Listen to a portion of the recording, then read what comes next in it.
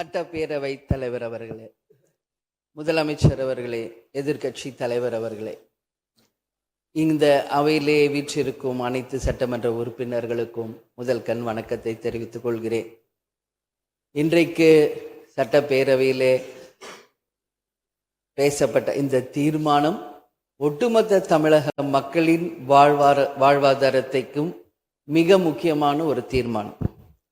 எனவே இதை யாரும் மறுக்கப் போவதும் இல்லை, ஏற்காமல் விடப் போவதும் இல்லை.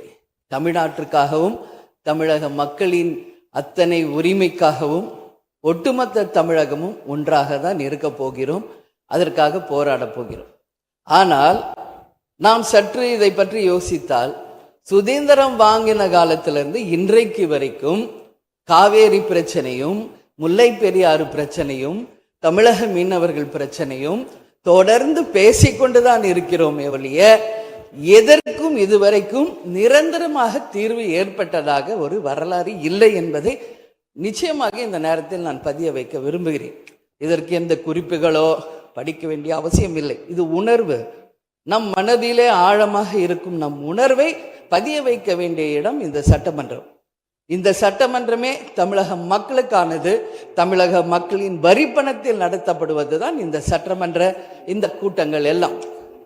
அப்படி இருக்கையில் தமிழக மக்களின் உரிமையை நாம் ஒவ்வொரு முறையும் நம்மை சுற்றி இருக்கின்ற மாநிலங்களிடம் போய் கேரளா, கர்நாடகா, ஆந்திரா, இன்னொரு பக்கம் மீனவர்களுக்காக ஸ்ரீலங்கா என்று தொடர்ந்து கேட்டுக்கொண்டுதான் இருக்கிறேன். ஒழிய தன்னிறைவு பெற்ற ஒரு மாநிலமாக தமிழ்நாடு என்றைக்கு வரப்போகிறது என்பதை தான் நான் இந்த நேரத்தில் சிந்திக்கிறேன். ஏன்னா நம்மை சுற்றி இருக்கின்ற நமது தலைவர்கள் எல்லாருமே இந்த பிரச்சனைக்காக, அம்மையார் புரட்சி தலைவி ஜெயலலிதா அவர்கள் காவேரிக்காக உண்ணாவிரதம் இருந்தாங்க, முதலமைச்சராக இருந்தோம். கலைஞர் அவர்கள் இதற்காக பல போராட்டங்கள் நடத்தினார். அண்ணன் ஸ்டாலின் அவர்கள் பல தீர்மானங்களை நிறைவேற்றி இருக்கிறார்கள். அது மட்டும் இல்லை, இதுவரைக்கும் முதல்வராக இருந்த அத்தனை பேருமே இதற்காக நாம பேசியிருக்கிறோம், போராடுகிறோம், சட்ட ரீதியாக நாம் அதற்கான தீர்வுகளை காண்கிறோம். அது மட்டும் இல்லை, காவிரி மேலாண்மை ஆணையம் ஒரு தீர்ப்பு சொல்றாங்க, உச்ச நீதிமன்றம் ஒரு தீர்ப்பு சொல்றாங்க. எதுவும் பேசியும் இதுவரைக்கும் தீர்வு இல்லை.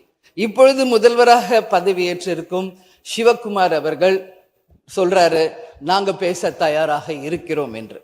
நமது முதல்வரும் சிவகுமார் அவர்களும், நான் என்ன சொல்றேன், இது எல்லாரும் மக்களுடைய, இப்போ இந்த அவை இது முக்கியமான சட்டமன்றம். இங்க வந்தவொன்னு எல்லாருக்கும் என்ன கொடுக்குறாங்க? தண்ணி தான் கொடுக்குறாங்க. அப்போ ஒவ்வொரு மனிதருக்கும் தண்ணி தான் முக்கியம். இன்னைக்கு காவேரி தாயின்னு தான் நம்ம சொல்றோம். ஒரு தாயின் ஒரு குழந்தைக்கும் எப்படி தாய்ப்பால் இன்றியமையாதோ அது பாருங்க, அத்தனை பேரும், அது விவசாயிகளாக இருக்கட்டும், குடிமக்களாக இருக்கட்டும், இங்கு மிக முக்கியமானது குடிதண்ணீர். நீரின்றி அமையாது இவ்வுலகு. அதனால முதல்வர் அவர்களே, உங்களை நான் கேட்டுக்கிறது, எப்படி மின்மிகை மாநிலமாக தமிழகத்தை உருவாக்கணுமோ அது மாதிரி மின்மிகை நீர் மேலாண்மையை நாம் நிச்சயம் உருவாக்க வேண்டும் என்று கேட்டுக்கொள்கிறேன். மழை நமக்கு ஒரு கொடை, கடவுள் கொடுத்தது. அதற்கு இனி வர இருக்கும் மழை காலத்திற்கு முன் அதற்கான தீர்வுகளை நாம் ஏற்படுத்தி எங்கெல்லாம் தமிழ்நாட்டின் நதிகளை இணைக்க வேண்டும். சும்மா நம்ம போய் பக்கத்து ஸ்டேட்டுக்கிட்டேயே தண்ணி கொடுங்க, டேம் கட்டாதீங்க கேட்டுக்கிட்டே தான் இருக்கோம், எதுவுமே நடக்கல. அதனால சொல்றேன், தன்னிறைவு மிக்க மாநிலமாக நம் தமிழ்நாடு உருவாக வேண்டும் என்று மாண்புமிகு முதல்வர் அவர்களை நான் கேட்டுக்கிறேன்.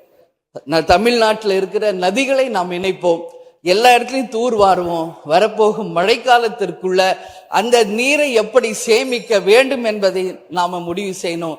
வீணாக கடல்ல போய் நீர்ல கலக்கிறத தடுத்தாலே தமிழ்நாடு மின்மிகை நீர் மேலாண்மை நிச்சயம் வரும் என்பதை தெரிவிச்சுக்கிறேன். இதுல யாருக்கும் எந்த மாற்று கருத்தும் இருக்காது. தமிழ்நாடின் உரிமை என்றைக்கும் நாம் விட்டுத்தர முடியாது. முன்னொரு காலம் புரட்சி கலைஞர் கேப்டன் எதிர்கட்சி தலைவராக இருந்தபோது தமிழகத்தின் பிரச்சனைக்காக அனைத்து கட்சியும் ஒன்று திரட்டி டெல்லிக்கு சென்று பிரதமரை சந்தித்து தமிழக மக்கள் சார்பாக கோரிக்கை வைத்தார். அதுபோல் தேவைப்பட்டால் அனைத்து கட்சியையும் நீங்கள் ஒன்றாக அழைத்து சென்று தமிழக மக்களின் உரிமையை நிலையாக உறுதியாக நீங்கள் நிலைநாட்ட வேண்டும் என்பதை நான் கேட்டுக்கொள்கிறேன்.